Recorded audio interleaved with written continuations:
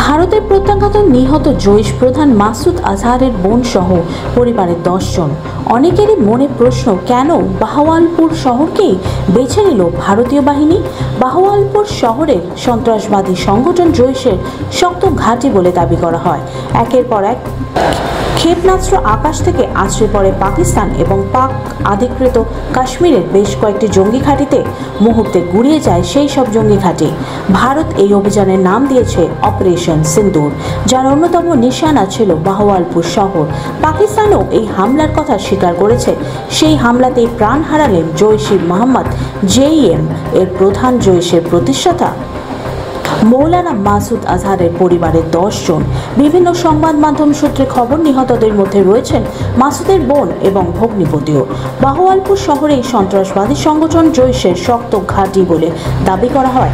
জৈশের সদর দফতর রয়েছে জামিয়া মসজিদ সুবহান আল্লাহ ক্যাম্পাসে। সেই ক্যাম্পাসেই জঙ্গিদের প্রশিক্ষণও দেওয়া হয়। এমনকি সেই ক্যাম্পাসেই থাকতেন আজহার। মঙ্গলবার রাত 1টা থেকে 1:30টার মধ্যে একসঙ্গে 21টি জঙ্গি ঘাঁটিতে হামলা চালানো হয়। সেই হামলা নিয়ে আজহার বিবৃতি দিয়ে জানান, ভারতীয় হামলার তার পরিবারের 10 সদস্য নিহত হয়েছেন।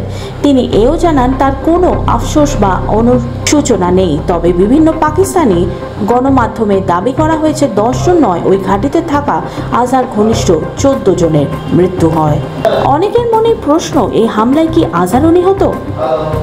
বহুদিন ধরে ভারতের মোস্ট ওয়ান্টেড তালিকায় রয়েছেন তিনি। এমনকি রাষ্ট্রপুঞ্জ আজহারকে জঙ্গি বলে দাগিয়ে দেয়। তিনি জৈশের প্রতিষ্ঠাতা।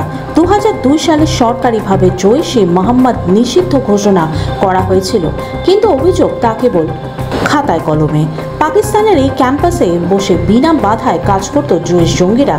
ভারতে বিভিন্ন জঙ্গি হামলার নেপথ্যই ছিল জৈশ।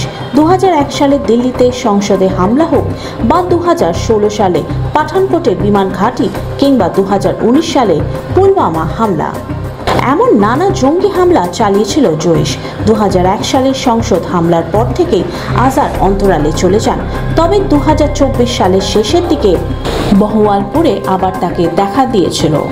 ভারতীয় গোয়েন্দারা তার গতিবিধির ওপর কড়া নজর রেখেছিল। সর্বশেষ খবর থেকে জানা যায়, বাহওয়ালপুরের ওই ক্যাম্পাসে বসেই আবার নতুন করে জঙ্গি হামলার ছক কষছিলেন আজহার। মনে করা হচ্ছে, সেই তথ্যের ভিত্তিতেই বাহওয়ালপুরে জৈশের ঘাঁটিতে হামলা চালায় ভারতীয় বিমান বাহিনী। এই হামলায় পরিবারের সদস্যরা নিহত হলেও আজহার বেঁচে আছেন কিনা তা নিয়ে দ্বন্দ্ব দেখা দিয়েছে। এই বিষয়ে কেউই নিশ্চিত কিছু জানাচ্ছেন না।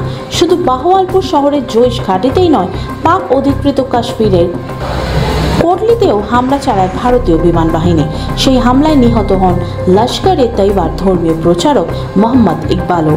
ভারত বারবার দাবি করেছে কোনো সাধারণ নাগরিকের ওপর হামলা করা হয়নি। তবে ভারতের হামলার পরে পাল্টা হুঁশিয়ারি দিয়েছেন পাকিস্তানের প্রধানমন্ত্রী শাহবাজ শরীফ। তিনি জানিয়েছেন, ভারতের এই হামলার পর চুপ থাকবে না পাকিস্তান, যোগ্য জবাব দেওয়া হবে।